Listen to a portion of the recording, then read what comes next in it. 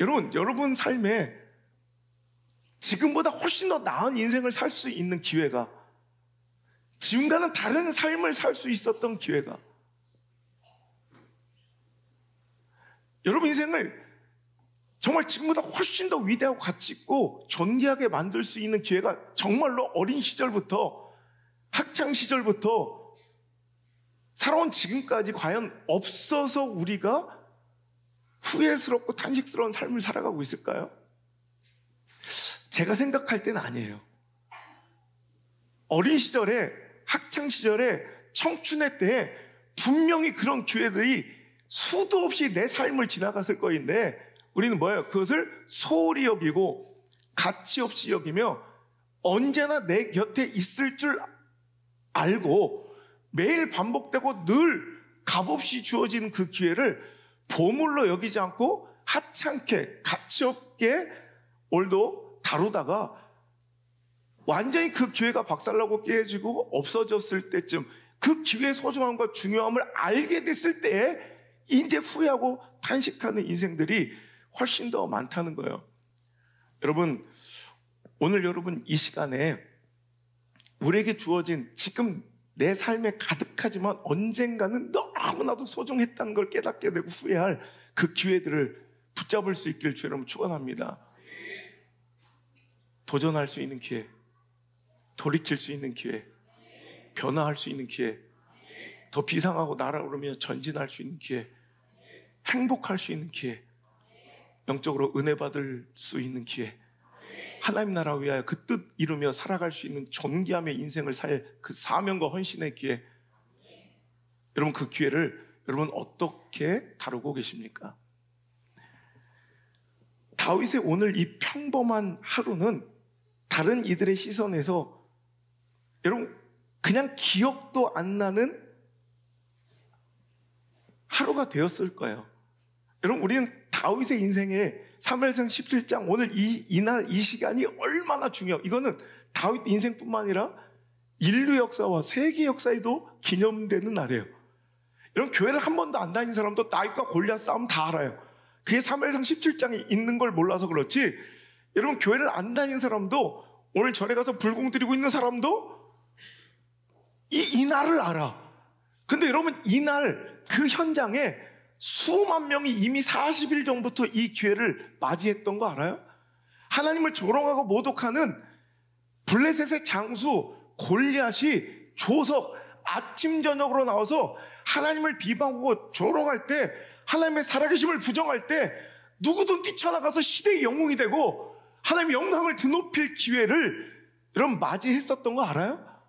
근데 그 사람, 그 기회를 놓친 사람들은 이날의 소중함을 알지 못하고, 이날의 파급력을 알지 못하고, 이날의 역사적인 그 멋진 결말을 알지 못하기에 어떤 일이 내 삶을 지나쳤는지도 모르기 때문에 후회도 못해요.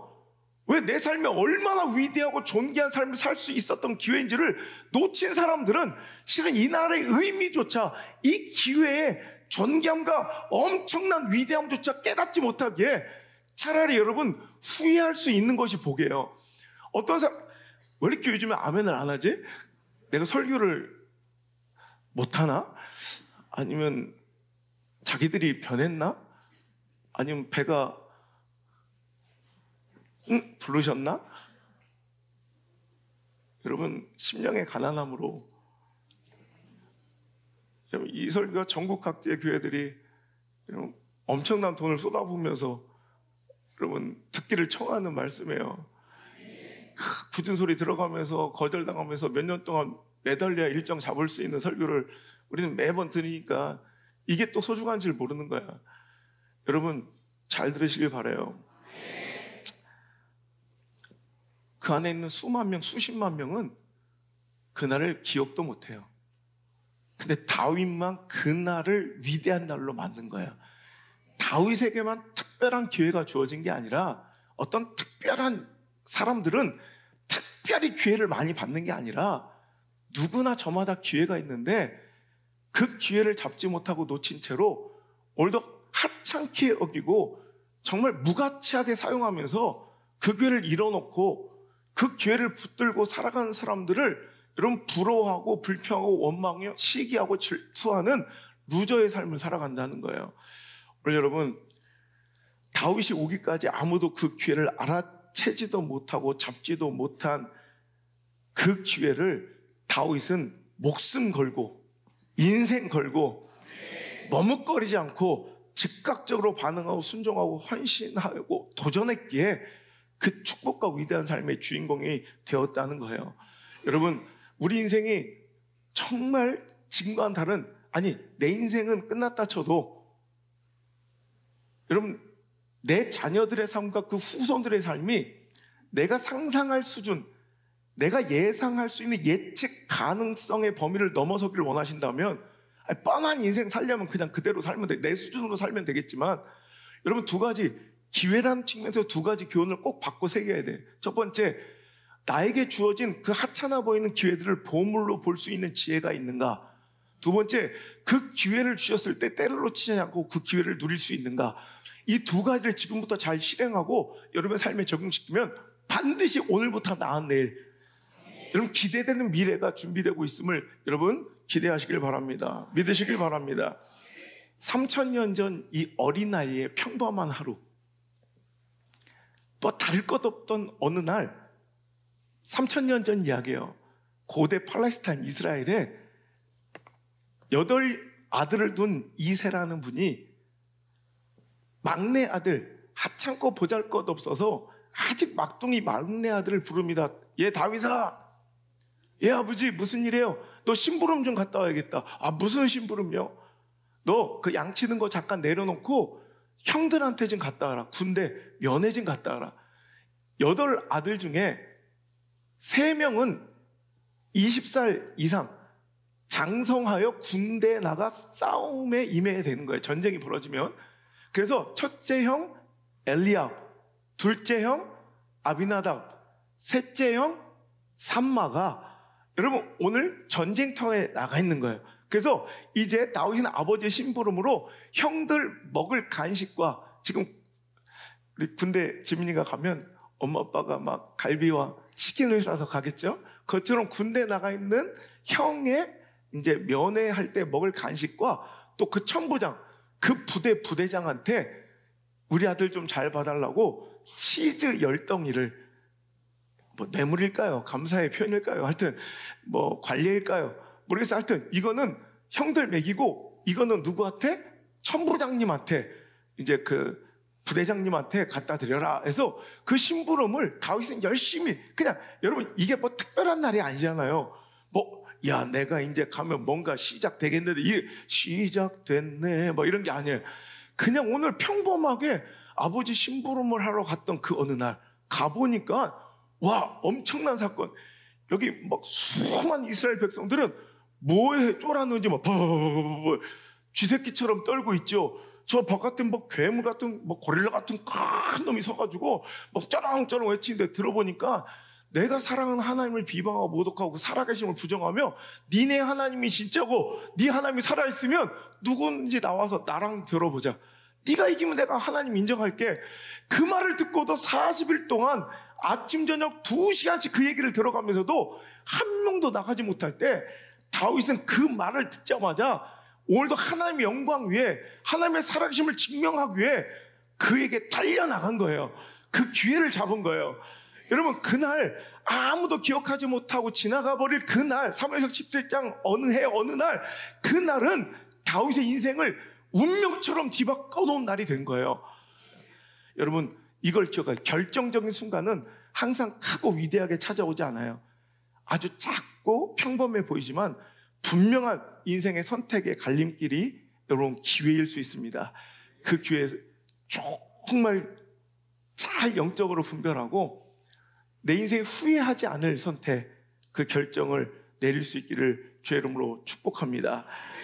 평범한 일상 속에 찾아온 전혀 위대해 보이지 않는 잔심부름, 뭐 위대한 심부름은 아니잖아요. 음식 갖다 면회하고 오는 그 잔심부름 하던 그 어느 날을 다윗은 세계 인류 역사의 위대한 날로 만들어 버린 것처럼 오늘도 저와 여러분에게 아무 의미도 없이 가치도 없이 지나가 버리는 평범해 보이는, 무가치해 보이는 반복적인 일상을 여러분 꼭 기회로 잡아 여러분 인생 잊을 수 없는 날로 만들어 버릴 수 있기를 여러분 축원합니다. 여러분 제가 그래요. 2012년 4월 2일입니다. 저한테는 잊을 수 없는 날, 평범했던 하루 일상이 완전 내 인생이 뒤집어진 날. 저는 병원에 입원해 있는 상태였고 의사 선생님의 권유로 정말 설교 준비도 제가 좋아하는 책조차도 못 읽게 모든 책을 압수당하고 성도들 면회 오는 것도 사절하라고 목사님 지금 면역 수지나 밸런스가 완전히 몸뚱아리가 다 무너져서 80대 노인 수준도 안 된다고 그러면서 이런 말을 제가 연속해서 3명의 의사한테 들었어요. 제가 목사인 걸 모르는 사람은 당신 이러다 죽어요. 어떻게 젊은 양반이 몸이 이렇게 상하도록 내비뒀습니까? 어떤 분은 그래, 혹시 목사님이세요? 이래. 저는 그때 제가 알려지기도 전인데 저를 아세요? 내가 당신 어떻게 알아? 그래. 그래서 어떻게 제가 목사님 했더니 이 나이에 이 정도 몸뚱아리가 될 정도면 내가 아는 직업군 가운데 목사밖에 없대. 이 정도로 몸이 망가지고 스트레스를 받을 수 있는 직업은 그러더라.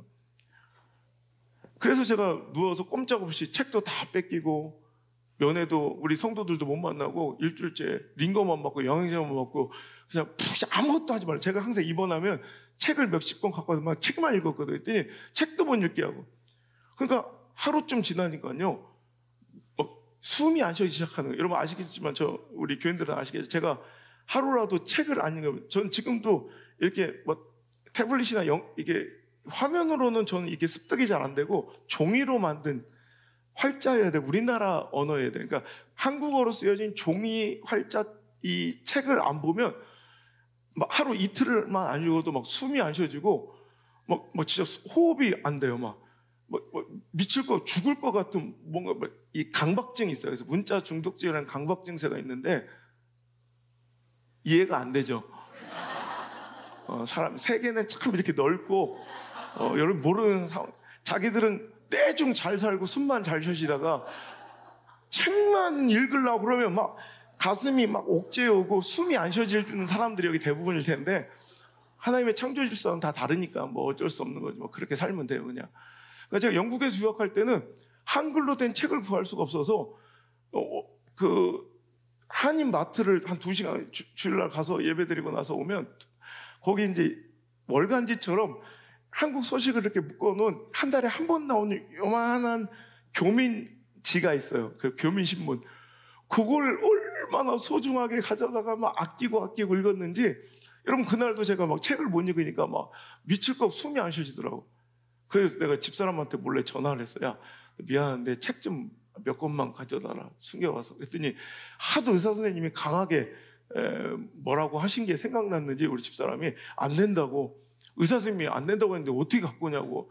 그러다가 내가 지금 병 때문에 죽는 게 아니라 숨 막혀 죽겠다고 책 좀 갖다 그랬더니 집사람이 고민하다가 책은 못 갖다 주겠고 이렇게 국민일보라는 신문 이제 우리 기독교 그 중에서 미션 칸 있죠. 미션만 있는 4장 있어요. 그 4장짜리 미션 섹션만 이렇게 몰래 접어다가 안표 장사 마냥 이렇게 숨기고 온 거예요. 그랬더니 의사 선생님 볼까봐 갑자기 나한테 확 쑤셔주니 아껴서 읽어요. 다시는 안 갖고 올 테니까 그래. 그래서 그 신문을 얼마나 소중하게 진짜 아껴서 읽었는지 그래서 그랬는가. 여러분 아시겠지만 전 돌아다니는 걸 싫어하잖아요. 어디 뭐 세미나에 가본 적도 없고 어디 모임에 가지도 않고 우리 교단 회의도 안 가고. 그러니까 지금에 제가 맨날 이번 주도 이제 청주하고 용인하고 뭐 총신대 합동 내가 이제 집회 있는데 다 어마어마하게 큰 집회들이요. 지금에 맨날 돌아다니까 또 뭐라고 그래. 또 왜 이렇게 싸돌아다니냐고 또 뭐라고 그래. 옛날에는 목사님 어디 가지도 않고 맨날 교회만 처박혔으니까 감시당하는 것 같고 막 압박감에 숨이 안 쉬어진다고 어디 좀 나가라고 막 그러더니 지금 막 돌아다닌다고 또 뭐라고 하고. 근데 그때는 그래서 막 성도들이 어디 좀 가라고, 목사님 친구도 없냐, 교단에서는 어디 탈퇴한 거냐, 뭐라도 해봐야 되지 않겠냐, 막 그런데 어디 갈 데가 있어야죠. 전 어디 돌아다니는 걸 싫어해서. 그러니까 저는 부흥회 세미나 이런 걸 저는 관심도 없는 영역이었어요. 근데 그날 신문에 나와 있는 이 하단 광고, 옛날 같으면 저한테는 쓰레기 같은 정보, 저한테 필요 없어서 그냥 스킵해버려야 될 정보예요. 전 보지도 않아. 그러면은 왜 집회, 세미나 오십시오 막 이런 광고, 저는 이런 거 보지도 않아. 근데 그날 한자 한자를 너무 아껴 읽어서 그랬는지 그날따라 그게 그렇게 내 마음에 확 내 눈에 이게 띄는 거야. 그 광고가 뭐냐면, 여러분 잘 아시는 부산 포동교회에서 열리는 이 목회자 초청 무료 세미나, 당신도 할 수 있습니다. 교회 부흥할 수 있습니다. 그러면서 이제 한국 교계 큰 이제 어르신들, 뭐 장경동 목사님, 뭐 소광성 목사님, 뭐 김종준 목사님, 막 이런 분들, 뭐 포동교회 김목사, 우리 교회도 이렇게 했는데 막 이렇게 뭐 10,000명이 됐고 8,000명이 됐고 막 이런 거 막 하시는 집회였어요. 근데 내가 희한하게 평생 이런 데 한 번도 가본 적이 없는데, 태어나서 뭐 이런 거 뭐 돈 주고 가래도 안 가는데 이상하게 그날만큼은 이걸 딱 보는데 내 마음이 쿵, 뭐 하나님이 나를 부르시는 것 같은 거야. 그래서 고민하다가 내가 이 기회는 잡아야겠다. 그래서 의사 선생님한테 부탁을 했습니다. 저 선생님, 제가 4월 2일 날 화요일 날인가 그랬어요. 정말 중요한 일이 있어서 그런데 저 퇴원을 좀 시키거나 외출 좀 나갔다 온다니까 막 소리를, 무슨 일인데? 그래서 내 세미나 좀 갔다 온다 했더니 막 소리를 지르면서, 아니 내가 지금 분명히 얘기했잖냐고, 목사 상태가 이렇게 안 좋아서 링거 영양제 먹고 가만히 있어도 될까 말까 하는데 뭘 어딜 간단 말이냐고, 쓸데없는 소리 하지 말라고 나가시는 화를 내고. 그러니까 그렇게 내 몸이 안 좋았던 거고, 의사 선생님이 저를 이제 그렇게 사랑하셨기에 그렇게 권면하신 거라 그냥 받아들였어요.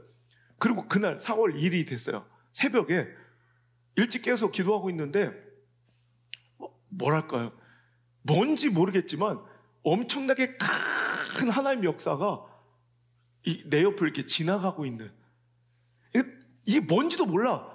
근데 분명히 내가 이걸 붙잡아 봐야 이게 뭔지 알지, 뭔지도 모를 엄청난 역사가 내 옆을 이렇게 지나쳐가고 있는 느낌이 드는 거야. 그래서 내가 만약에 이걸 오늘 붙잡고 확인하지 않으면 일평생 이게 뭔지도 모르고 후회도 못하고 살겠다. 왜? 뭔지 알아야 후회라도 하지. 내가 놓친 게 뭐 얼마나 위대하고 대단한 건지도 알지도, 지금은 제가 이해가 되지만, 그래서 내가 안 되겠다. 그래서 결단하고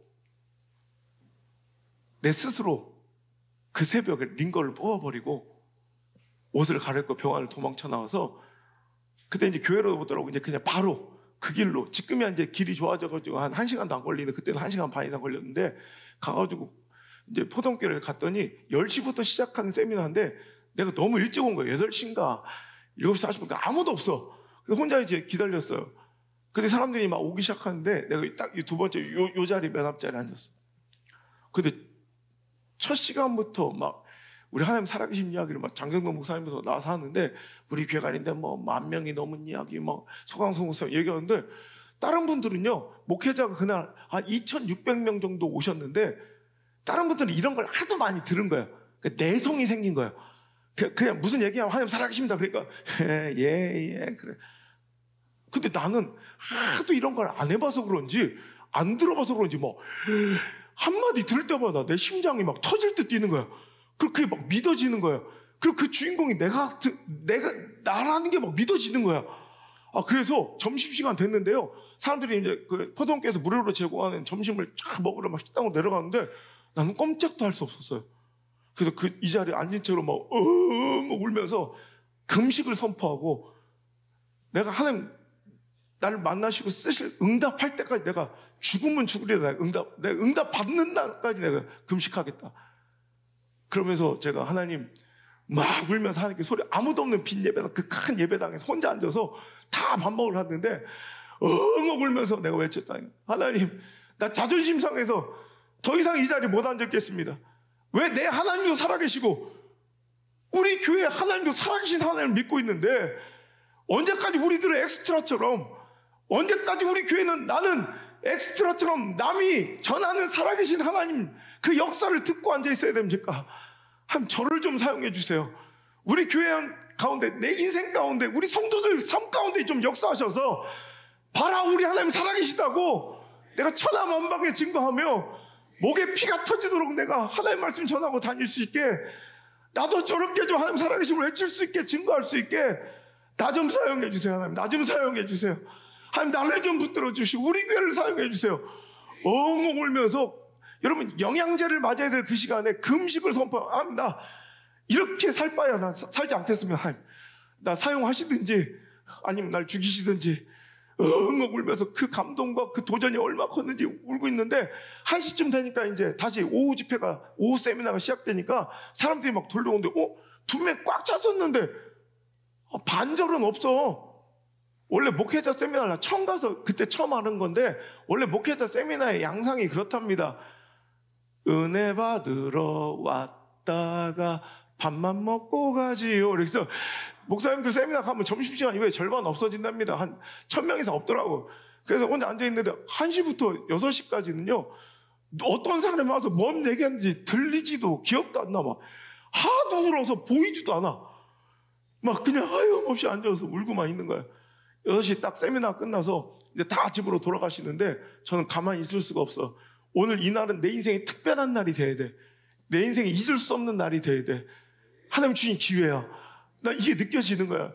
여러분, 그런데 우리 아시지만 은혜 받고 아무리 감동하고 눈물을 철철 흘려도 여러분 그게 유통기한이 끝나버리고 은혜가 사가져 버리면, 식어져 버리면 아무것도 아닌 날이 돼버리잖아요. 내가 이 날을 그냥 보낼 수 없다. 뭔가 이 날을 기억하고 기념해야 되겠다. 내가 스스로라도 이 기회를 잡아야겠다. 그래서 막 달려나가서 막 내 심장 뛰는 소리가 막 내 귀에 들리는 것 같더라고. 이 주체할 수 없는 이 감동을 정말 어떻게 할 수가 없어서 내가 한 게 이걸 기념해 놓자. 그래서 김문호 목사님, 포동교회니까 김문호 목사님 막 쫓아갔어. 그때 막 내려오는 목사님들하고 막 그때 최고 전성기를 누리실 때니까 얼마나 많은 분들이, 저처럼 지금 막 얼마나 많은 분들이 막 알겠어요. 서로 인사, 오셨어요? 잘 지내죠? 내가 한번 갈게요. 막 인사하시는데 내가 그 틈에 껴가지고, 저 목사님, 저랑 사진 좀 한 장 찍어 주시겠습니까? 저는 누구한테, 여러분 아시죠? 제가 부탁 잘 안 하는 거. 난 첫사랑한테도 사진 같이 찍자는 얘기를 해본 적이 없어. 근데 난상처럼 내 인생에 처음으로 사진 같이 찍자고 한 분이 포동교회 김문호 목사님. 근데 쏟아져 내려오는 목사님들과 인쇄하고 응대하느라 제 요청을 못 들으셨는지 딱 거절하시더라고요. 저 같은 트리플 A형 대문자 아이들은 또 이게 있어요. 뭐야? 어쩌고 뭐 이러지 않아요. 이 A형들은 분명히 마음에 상처받아도 그 상처를 표출하지 않고 그냥 난 괜찮아 이렇게 웃고 있었어요. 그러니까 나도 좋아서 웃은 것도 아니고 우리 김문호 목사님도 나 때문에 웃은 것도 아닌데 안녕하세요 잘 지내냐 딱 돌아섰는데, 그래서 사진을 부탁했던 그분이 그 찰나를 잘 찍은 거예요. 나도 좋아서 웃는 게 아니고 김 목사님도 나 때문에 웃은 거 아닌데 딱 돌아섰는데, 사진만 보면 우리 둘이 막 좋아 죽고 못 산 사이처럼 난 이러고 목사님 이러고 찍힌 거야. 사진만 보면 우리 둘이 막 겁나 친한 사이처럼. 근데 그 사진 아직도 갖고 있는데, 그래서 목사님 저를 좀 기억해 주시겠습니까? 그랬더니 예? 그래. 뭔데요? 그래. 저는 저 울산 저 온양 남창이랑 남창 알아. 남창 안다. 그래. 남창의 온양순복음교회를 개척해서 지금 여러분 지금 거의 14, 15년에 가까이 된 얘기니까 제가 지금도 젊지만 얼마나 대학생 같았겠어요. 풋풋하고. 저는 항상 청바지 입고 다니잖아요. 청바지에 다 이게 가디건 입고 그러니까 근데요, 이래. 제가 오늘 너무 은혜를 받아서 내가 오늘 이 시간을 꼭 기억하려고 내가 목사님 찾아왔어요. 기억난다. 그 맨 앞에서 막 계속 철철 울고 있었다는 거예요. 맞아요. 근데 기억난다. 그래서 앞에 계속 울고 있다. 그래서 맞습니다. 목사님, 오늘은요 제가 목사님 살아계신 하나님 이야기를 들으며 은혜 받았지만, 내가 목사님 다시 만나는 날은 내가 만난 살아계신 하나님, 우리 교회 역사하신 그 하나님의 살아계신 이야기를 증거하며 목사님 서신 강대상에 저도 서게 될 것입니다. 그러니 저를 꼭 기억해 주십시오. 저는 안호성 목사라고 합니다. 저를 꼭 기억해 주십시오. 그랬더니 이 시대에도 이렇게 젊고 패기 있는 도전적인 목사가 다 있다니, 와 놀라워라. 안수기도 해줍시다. 이럴 줄 알았어요? 뭐야 이거 미친놈 아니야. 그리고 지나가시더라. 근데 저는 그냥 멈출 수가 없는 거예요. 이게 믿어지니까, 하나님 역사가 시작된 게 믿어지니까 가슴이 막 뛰니까 또 기다렸어. 그랬더니 사람들이 다 나가고 6시 반쯤 되니까 부목사 3명을 대동하고 이렇게 나오시더라고. 그래서 내가 기다리고 있다가 딱 달려가서 목사님 그때부터 나를 경계의 수준을 넘어서 두려워하기 시작한 거야. 뭐야? 뭐 부목사들이 갑자기 탁 막아 나를. 아이 짱 갔어요. 그래서 여러분 제가 집회 다녀보니까 이제 이해가 돼. 세상 이제 다 만났겠지 다 봤겠지 하는데 별 또라이가 다 있어. 그런 사람 별 이상한 사람 다 있어서 막 달려오니까 무서워하며 막 나를 막 막아서더라고. 그래서 목사님 아직 딴 거 뭐예요? 그래서 목사님 저를 꼭 기억해 주시고 오늘 이 시간도 기억해 주십시오. 지금 몇 시입니까? 6시 35분이 됐는데 원치도 않는데 제가 맞습니다. 이 시간을 이 날을 기억해 달라고. 그래서 제가 4월 2일 PM 6시 35 그 시간을 써서 원하지도 않는데 사인을 내가 딱 해서 사인해서 찢어서 드렸어. 가지가지 하는 거야. 가지가지 한다 진짜. 내가 자기 사인을 받아야 되는데 4월 2일 저녁 6시 35 사인 딱 해서 이거 꼭 갖고 계시고 이 시간을 이 날을 기억하십시오. 그때 도저히 안 돼. 저 새끼는 상정을 못해. 목사님 한 달만 기다리십시오. 내가 하나님 살아계신 이야기를 들고 내가 목사님 서신 그 강대상에 내가 똑같이 서겠습니다. 여러분 그 이야기를 듣던 부목사들이 막 배를 잡고 웃는 거예요. 막 웃어 죽겠다고. 저 꿈 같은 소리하고 앉았다고 미친놈이라고 막. 진짜 막 얼마나 웃는지 비웃는 조롱하듯 웃는지 생각해 보세요. 이런 건 괜찮아. 목사님 저도요 목사님처럼 부흥사가 되어서 한 30년쯤에 한 20년 뒤엔 저도 부흥사가 되려 이런 거는 괜찮잖아. 근데 여러분 보세요. 한 달 뒤에 그때 장경도 김문호 목사님 최고 전성기를 구가할 때인데 그럼 그분들이 서시는 강대상은 대충 어느 정도의 규모가 있을 거 아니에요. 그런데 내가 그 젊은 30대 중반의 그 어린 놈이 내가 당신이 서는 강대상에 똑같이 서서 이제 아래 앉아서 위에서 전하는 얘기 듣는 사람이 아니라 살아계신 하나님의 간증을 들으며 은혜 받고 눈물 흘린 자가 아니라 내가 똑같이 하나님 살아계신 이야기 간증하고 오늘 하나님 말씀을 증거하는 사람이 될 테니 나를 꼭 기억하시고 이 날을 꼭 기억해 달라고. 한 달 뒤에 보자고. 그랬더니 막 부목사 저리 안 가? 저리 안 가? 저리 그냥 떨어지라고 이제 떨어지라고 저로. 그래서 막 까르르 웃으면서 가더라고. 근데 저는요 그날 얼마나 울었는지. 왜냐면 이것을 역전시켜 주시고 나를 사용하실 하나님 믿어지는데 어떻게? 난 이 사건이 믿어지니까 너무 눈물이 나는 거야 막. 그래서 그 자리에서 얼마나 그냥 울고 앉아있는지 바로 자리도 못 두고 다 가버린 그 빈 마당에서 얼마나 울었는지 몰라요. 그리고 다시 집에 돌아와서 여러분 역사가 그때 제가 이 은혜를 끼쳐준 그 주최 측과 이게 너무 감사한 거예요. 그리고 내 삶 가운데 이제 도전의 역사 위대함이 시작된 게 믿어지니까 가만히 있을 수 없잖아. 제 성격에 저는 이런 일이 있으면 제일 먼저 뭐 하겠어요? 전 감사해요. 감사. 집사람과 난 너무 은혜 받아서 하나님이 내가 상상할 수 있는 수준이 아니라 우리가 기대할 수 있는 수준 범주가 아니다. 하나님 우리 가운데 너무 놀라운 은혜와 역사를 시작하셨다. 그래서 전 재산을 다 털었어요. 10원도 안 남기고 전 재산을 다 털고 아시는 분들 그리고 대출까지 받았어. 그리고 감사원금을 드렸어요. 전 재산을. 왜? 하나님 너무 역사하실 게 믿어지니까 그 대출까지 받아서 지금 하면 이게 저한테 지금 몇십억보다 큰 돈이에요. 그리고 제가 이걸로 저처럼 이런 기회를 붙잡을 수 있는 수많은 작은 교회를 좀 섬겨달라고 제가 다 감사원금을 했어요. 그리고 나서 딱 열흘 뒤 4월 12일 날 장경동 목사님 측에서 연락이 와서 장경동 목사님 설교하시는데 집회하시는데 그 앞에 나랑 같이 집회하자 이런 게 아니라 여러분 1시간 설교하실 때 앞에 서서 15분 알죠? 15분 바람제비 오프닝 무대 깔깔이 와서 해볼래냐는 거예요. 메인 집회 전에 그냥 15분 제가 금식하고 올라가서 15분 아직도 동두천 신광교회 여러분 동두천 얼마나 멀어요.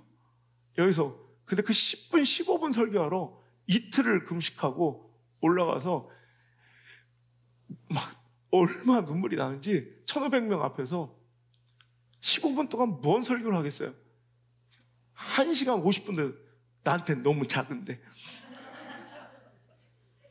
그래서 내가 그날 15분 동안 딱 설교했던 거예요.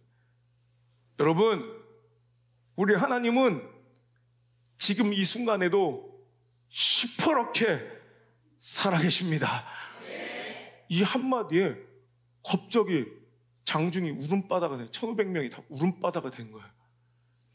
여러분, 그때부터 제가 하루도 안 빼놓고 이렇게 매일 방송에 실리고 국민일보에 실리고 제가 이렇게 지금 15년 가까이 매일 집회를 하는 거예요.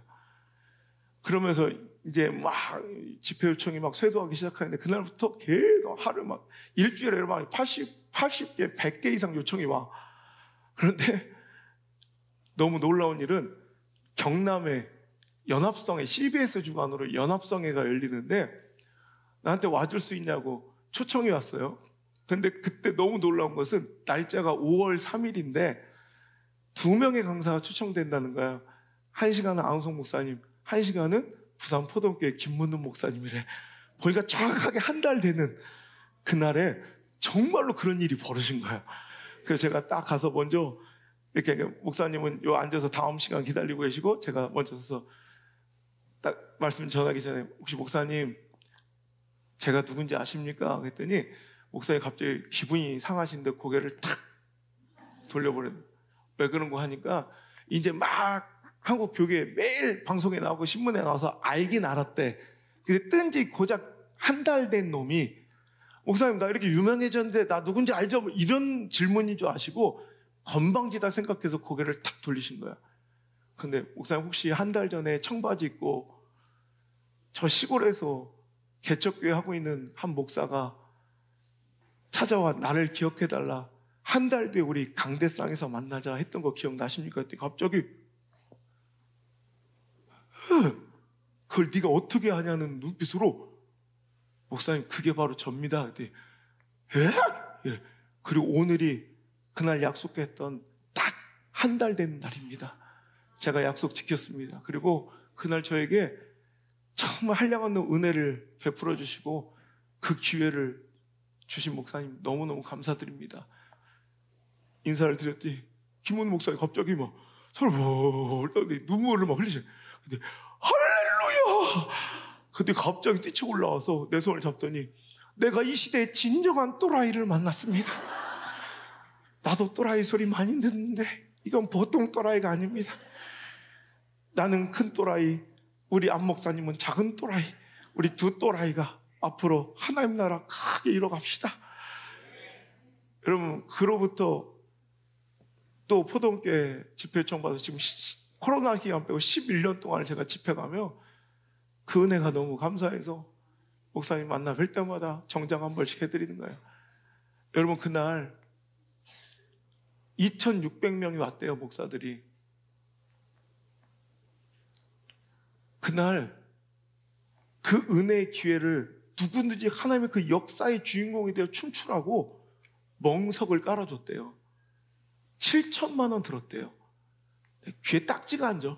목사님 만날 때마다 우리 안 목사님 스타로 만들기 위해서 우리 보통교회가 7천만 원을 써서 7천만 원, 안 목사님 되게 하기 위해서 우리 하나님이 왜 우리 교회를 사용하셔서 7천만 원.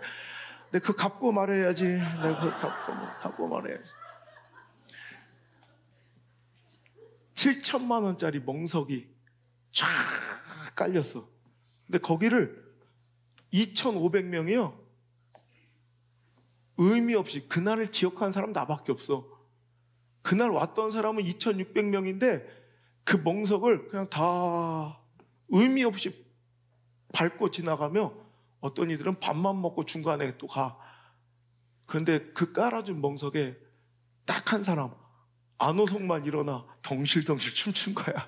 할렐루야. 여러분, 하나님의 역사는 오늘도 진행 중입니다. 그날 제가 그 기회를 잡지 않았다면 이렇게 마음껏 방송 사역하고 마음껏 이렇게 집회를 하며 여러분 규장에서 이렇게 책 내는 게 목사님들한테는 보통 일이 아니거든요.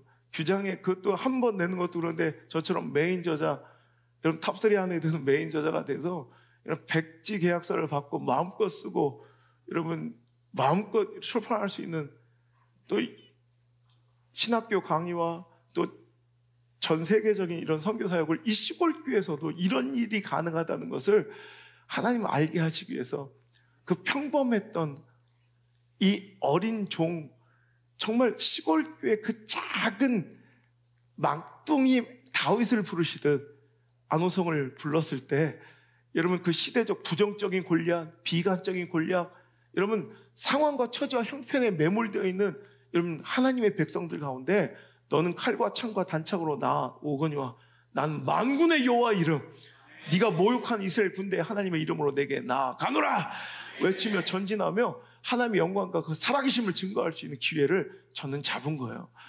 사랑하는 성도 여러분, 기회가 없는 것이 아니라 오늘도 그 기회가 하염없이 가치 없이 깨트려지며 우리 삶을 지나가고 있다니까요.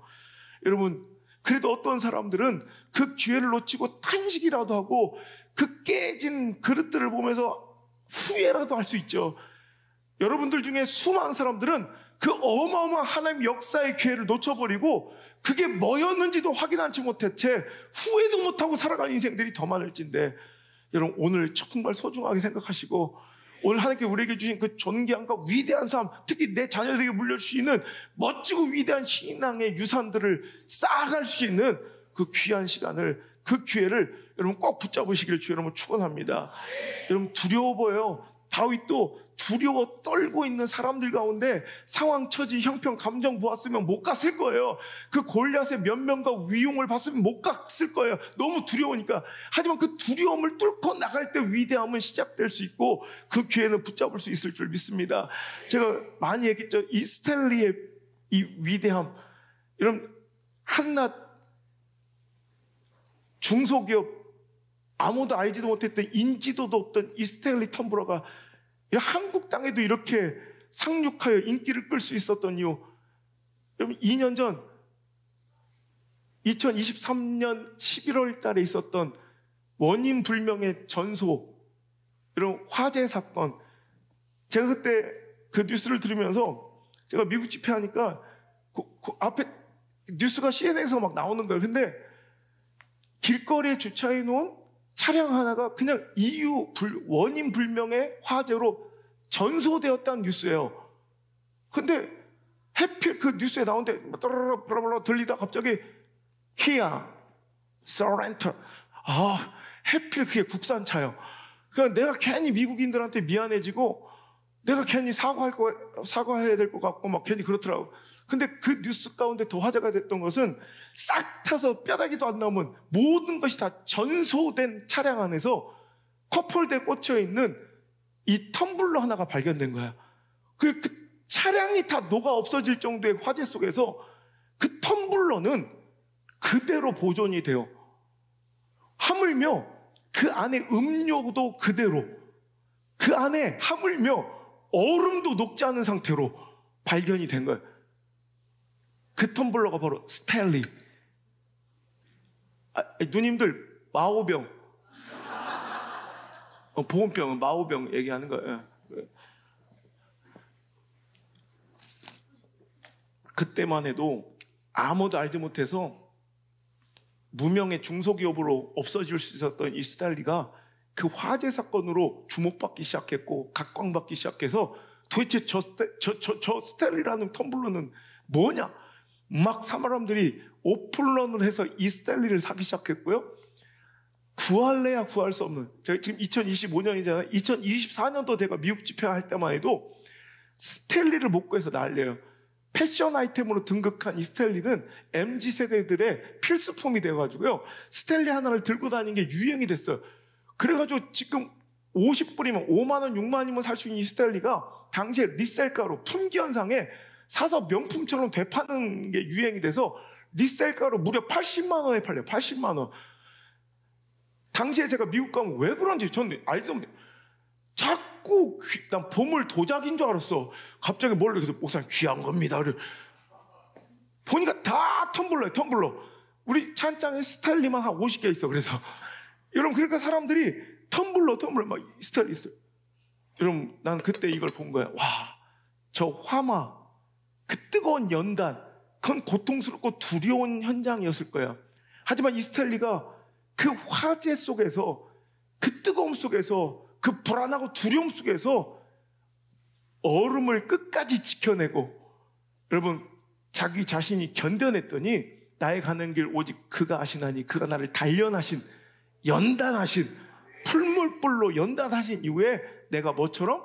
정금처럼, 순금처럼 된다는 그 말씀처럼 정말 아무것도 아닌 평범했던 이 텀블러가 세계적인 명품이 되고 세계적인 인지도를 갖춘 그런 멋진 이런 작품 같은 인생을 지금 살아가고 있잖아요. 거기다 여러분 놀라운 것은 미국 자동차협회 그 자존심 강한 그 독일제 차들하고는 절대 커플도 규격을 맞추지 않아요. 그래서 독일제 벤츠와 뭐 크라이슬러나 뭐 캐딜락 차의 이 컵홀더 기준이 달라서 텀블러가 독일 차에 꽂히는 게 또 미국 차에 안 꽂히고 그래요. 그 깐깐한 그 자존심 강한 미국 자동차 협회에서 작년부터 이 텀블러의 디자인 변화에 따라 자동차의 컵홀더 규격을 텀블러 규격에 맞추기 시작했어요. 미국 자동차 협회 기준 스탠다드가 바뀐 현장이에요. 여러분, 이거예요. 오늘도 우리에게 찾아온 환난과 고난, 그 두려워 보이는 현실만 잘 버텨내면 오히려 우리 삶은 명품처럼, 더 정금처럼, 순금처럼 더 존귀해질 것이고, 우리로 인하여 내 삶의 선택을 통하여 내 자녀들과 다음 세대들에게 봐라! 믿음은 바로 저런 거야! 믿음의 표상, 믿음의 스탠다드, 기준이 되는 간증거리가 될 줄 믿습니다. 여러분, 실패처럼 보이는 그 기회를 잘 잡아야 돼요. 우리 어른들은 잘 알겠지만 1920년, 30년에서 50년대를 풍미했던 세계적인 대배우 게리 쿠퍼라는 분이 있어요. 이 게리 쿠퍼는 원래는 하찮은 자벽 영화나 연극판에 일을 배우려 그저 인턴으로 들어가 일을 배우고 있었던, 그래서 돈도 못 받고 그저 프롬프트, 그러니까 대사들을 다 외울 수 없으면 그 옆에서 주인공들 위해서 이제 대사를 이렇게 읊어주는 그런 프롬프터로 일하고 있었는데, 어느 날 착각해서 자기가 읽어야 될 대사가 아닌 다른 사람의 대사를 읽는 바람에 영화판이 완전히 엉망이 된 거예요. 감독이 열받아가지고 저거 바로 감봉시켜! 이렇게 명령했더니 감봉. 그런데 감봉시키려고 보니까 받는 월급이 없어서 감봉시킬 게 없는 거예요. 그러니까 화나서 뭔가 페널티를 주고 싶은데 감봉할래도 월급 받는 게 없으니까 감봉을 못 하는 거야. 그러니까 그걸 보고했더니 조연출이 쟤는 돈을 안 받아서 감봉을 못 시킵니다. 그랬더니 감독이 그러면 저거 데려다가 엑스트라라도 시켜. 그래서 돈을 줘서 감봉을 시켜. 이렇게 된 거예요. 그러니까 엑스트라라도 시켜서 돈을 주고 그걸 우리가 감봉해서 빼야. 이렇게 시작된, 여러분, 대배우 게리 쿠퍼는 오늘도 그 실패처럼 당혹스러운 삶의 실패 가운데 엑스트라로 시작한 연기 생활이 여러분 우리가 알고 있는 그 유명한 대배우 게리 쿠퍼의 연기의 시작이에요. 여러분, 다 그 기회를 잡아야 되는데 그 기회는 너무나도 평범하고 위험해 보여서 여러분 그것을 놓치는 사람들이 너무 많다는 거예요. 그것을 놓치지 않는 자 되시기를 주 여러분 축복합니다. 다 때가 있습니다. 또한 그 기회를 놓치지 않아야 돼요. 나중에 열심히만 하면 되는 게 아니라 지금 잡아야 될 때 잡지 못하면 다시 오지 않는 카이로스가 있다는 거예요. 여러분, 은혜에도 때가 있습니다. 여러분, 오늘도 우리가 많이 들었던 것처럼 여러분 구원에도 때가 있고 은혜에도 때가 있다고 합니다. 우리는 그 때와 구원의 날을 여러분 붙잡을 수 있어야 합니다. 고린도후서 6장 2절의 말씀처럼 내가 은혜 베풀 때 너에게 듣고 구원의 날에 너를 도왔다 하셨으니 보라 지금은 은혜 받을 만한 때요, 보라 지금 구원의 날이로다. 은혜도 때가 있고 구원에도 날이 있는 거예요. 하나님을 만나고 은혜 받고 내 인생이 뒤집어지고 내 자녀들의 삶이 정말 신앙으로 점철될 수 있는 위대한 신앙의 유산을 물려주시는 기회를 잡을 수 있길 바랍니다. 제가 늘 삭개오 이야기를 하는데 누가복음 19장에 예수님이 여리고로 들어오시자 인산인해를 이룬 사람들 가운데 삭개오도 있습니다. 관계적으로 그는 세리장이기 때문에 당시에 친일파처럼 매국노처럼 취급받으며 사람들의 관계를 여러분 좋게 형성할 수가 없었고, 또 신체적 컴플렉스가 있어서 키도 작아 그 수많은 인파들 군중수를 뚫고 예수님 보기가 묘연합니다. 아, 오늘은 못 보겠네. 아, 예수님 한번 슈퍼스타 예수님 한번 보고 싶었는데 다음에 봐야겠다. 그럴 수 있잖아요. 근데 그는 그러지 않고 뽕나무를 기어 올라가 기어코 기필코 예수님을 만나는 거예요. 여러분, 그런데 제가 늘 얘기하지만 그날 삭개오가 예수님을 만났던 그날이 바로 예수님은 여리고가 마지막 종착의 목적지가 아니라 바로 경유지였다는 거죠. 예루살렘으로 향하고 있는 경유지가 여리고였는데, 그 누가복음 19장 삭개오에 등장하는 그 장이 바로 예수님의 공생의 마지막 유월절, 즉 십자가 지시러 지나가는 마지막 여리고 행이에요. 일전에도 예수님은 사역 가운데, 공생애 가운데 여리고를 지나가신 적이 있으시기에 나중에 또 한 번 기회가 주어졌을 때 언제라도 볼 수 있다고 생각했던 예수님이지만, 여러분 누가복음 19장 삭개오에게는 그게 일생일대 마지막 기회일 수 있었다는 것입니다. 여러분, 우리 삶에도 매일 반복되고 평범하고 익숙해졌지만 그게 마지막 기회, 이 예배가 마지막 기회, 이번 집회가 마지막 기회일 수도 있다는 거예요. 여러분, 은혜 받을 때 은혜를 받으셔야 합니다. 때로는 상황과 처지와 형편이 여러분 나에게 집중되지 않고 나에게 원만한 은혜의 때를 제공하지 않으면 우리는 뭐 시험 들고 뭐 그래서 가치없게 포기해버리지만, 여러분 마가복음 5장의 혈루증 걸린 여인처럼, 여러분 마가복음 5장의 기술 형태는 굉장히 성경에 좀 약간 특별한 여러분 기술의 형태를 갖고 있는데, 대부분 성경은 한 가지 사건의 에피소드가 끝이 나면 그 다음 사건이 다시 등장하기 마련인데, 마가복음 5장만큼은요 회당장 야이로가 자기 죽어가는 딸을 건져달라고 나오는 장면에 예수님이 알았다, 그럼 니네 집으로 가자. 지금 예수님의 관심은 뭐예요? 예수님의 방향은 뭐예요? 은혜의 초점은 누구예요? 회당장 야이로의 집과 그 딸입니다. 모든 예수님의 관심과 은혜는 다 회당장 야이로에게 향했지만, 그 가운데 갑자기 야이로의 집에 가고 있는 여정, 그 경로 중에 갑자기 이 에피소드가 훅 치고 들어온 거예요. 누가 내 옷자락을 붙잡았느냐? 혈루증 걸려, 여러분 오늘도 부정적인 이 부정의 질병 혈루증은 불가촉, 정한 사람, 깨끗한 사람들과 접촉한 순간 그 부정함을 옮기겠다.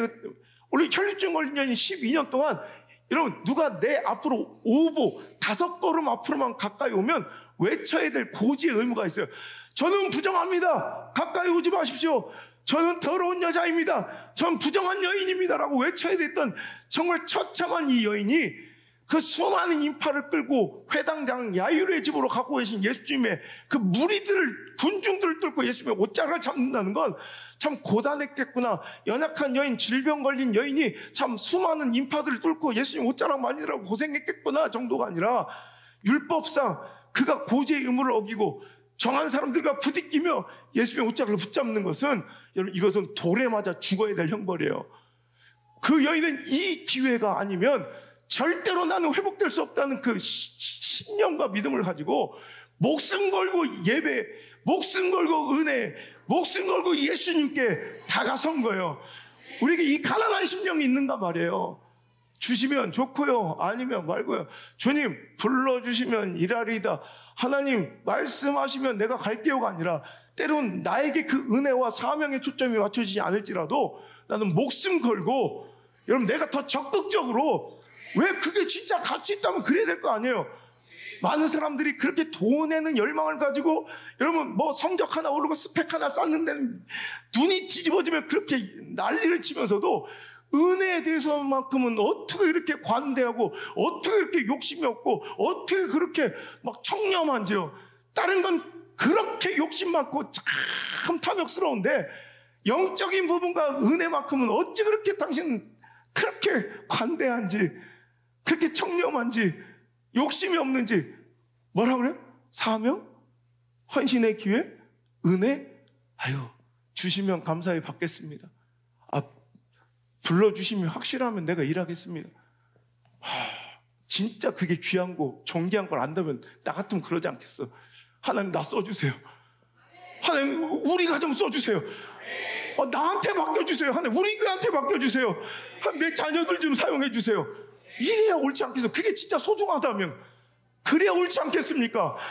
우리 과연 그렇게 살아갑니까?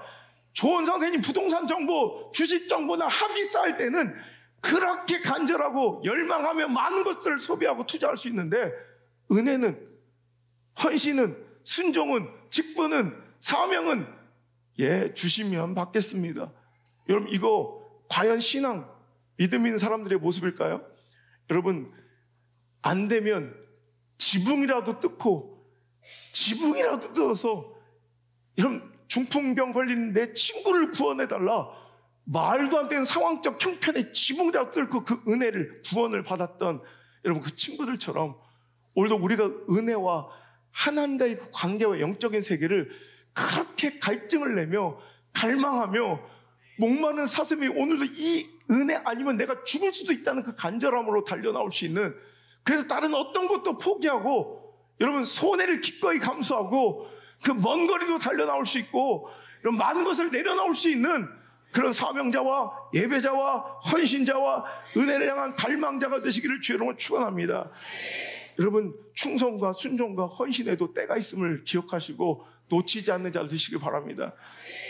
말씀을 뵙기 전에 이제 몇 년 전으로 돌아갈게요. 제가 뉴스를 보는데 한 무명의 노인네 하나가 CNN에서 인터뷰를 합니다. 제가 웬만한 CNN에 단독 인터뷰를 할 만한 웬만한 시대적 인물은 제가 다 아는데 도대체 아무리 봐도 이름도 모르겠고 얼굴도 모르겠어요. 이름이 로널드 웨인, 애칭으로 론 웨인이라고 불리는 할아버지인데, 그분이 누군가 했더니 글쎄 여러분, 애플 지금 전 세계 시가총액 1위를 지금 엔비디아가 좀 앞섰지만 시가총액 부동의 1위였던 애플사의 공동 창업주 누구예요? 스티브 잡스와 워즈니악은 알고 계시죠? 몰라도 돼요. 하나님은 아시죠? 예수님 알면 돼요. 자, 그런데 하여튼 스티브 잡스와 워즈니악이 공동 창업한 거는 우리가 많이 알고 있는데, 우리가 잘 알지 못한 숨겨진 공동 창업자가 있으니, 자, 스티브 잡스와 워즈니악이 지분 50대 50을 가지고 시작한 창업한 애플입니다. 그런데 그들이 너무 엄청난 열정과 여러분 자존심이 굉장히 고집이 센 사람들이라 이게 시너지 역할로 같은 방향을 가서 갈 수 있지만 충돌하고 부딪혔을 때는 이건 완전히 이건 걷잡을 수 없는 사태로 발전할 걸 자기들이 알기 때문에 안전장치를 두자, 캐스팅 보트를. 그래서 자기 집은 5%씩을 내놓자. 그러니까 5% 내놓으니까 45%가 되고 나머지 10%를 자기 옛날에 아따리라는 게임 회사에 같이 일했던 형이었던 이 론 웨인을 불러다가 10%의 지분을 맡기면, 우리가 만약에 의견이 충돌하고 막 싸움이 걷잡을 수 없을 때 당신이 캐스팅 보트를 쥐고 자기가 결정해달라, 객관적으로. 그렇게 해서 10%의 지분을 가지고 3명이 공동 창업을 한 거예요. 그런데 여러분 놀라운 것은 그들의 열정을 따라갈 수 없었대요. 이 론 웨인이 죽을 것 같더래. 야근을 밤샘 작업을 밥 먹듯 하고, 그 열정들이 잘못하면 여기서 내가 순교하겠더래. 그래서 그 애플 창업하고 일한 지 무려 11일, 10하루 만에 애플 지분 10%를 800달러에 팔고, 800불, 지금 돈 100만 원에 팔고, 여러분 모든 것을 털고 나갑니다. 여러분 지금 시가총액이 오늘 얼마인지 알아요? 애플의 시가총액이 3천조 원, 3천억이 아니라 3천조 원이니 10%의 지분을 갖고 있으면 지금 론 웨인은 얼마 부자예요? 300조 원, 300조. 300조. 차라리 1,400만 원이면 더 놀랄 텐데, 그죠? 여러분 10조만 농협에, 하나로 농협 있죠? 농협에 3.6%만 10조만 넣어놓으면 한 달 3.6% 이자가 얼마인지 알아요? 10조만 넣어놓으면 한 달 이자가 300억 원이에요. 이제 아시겠죠? 100조 넣으면 한 달 이자만 3천억 원이에요. 300조 넣어놓으면 한 달 이자만 9천억, 1조. 우리가 아는 조라고는 밥에 넣어 먹는 노란 조밖에 없으니까, 지금 당신들한테 여러분 1만 원짜리 주면 죽을 때까지 세도 못 세고 죽어요. 그 정도로 큰 돈인데, 여러분 지금 론 웨인이 왜 방송에 나왔는지 알아요? 가난한 헐벗은 노인이 돼가지고 연금 받아 먹으며 우표 수집, 코인 수집해가지고 그거 되팔면서 근근히 먹고 사는 카지노나 들락거리는 폐인이 돼서 인터뷰를 하며 그가 인터뷰하기를 정말 자기 인생 그날로 돌아갈 수 있으면 좋겠대. 그 이후에 애플의 승승장구를 보면서 여러분 막 산 게 아니라 진짜 열심히 살았대. 그래서 그 이후에 창업도 했었고 자기도 그때 스티브 잡스 워지니악의 열정, 야근에 비할 바도 안 되게 그거보다 1000배, 1000배 열심히 살았대. 근데 안 되더래. 그냥 할 때 했으면 되는데 할 때 10만 하면 될 걸 나중에 1000만을 해도 안 될 때가 있어요. 지금 해야 될 일을 하십시오. 지금 해야 될 10을 하십시오. 지금 해야 될 1000만 하십시오. 나중에 만을 해도 100만을 해도 안 되는 오늘 해야 할 그 일을 하는 사람이, 그 2와 3을 하는 사람이, 그 기회를 잡은 사람이 축복의 사람이 될 줄 믿습니다. 론웨이는 겨우 복수랍시고 뭐 하고 사는지 알아요?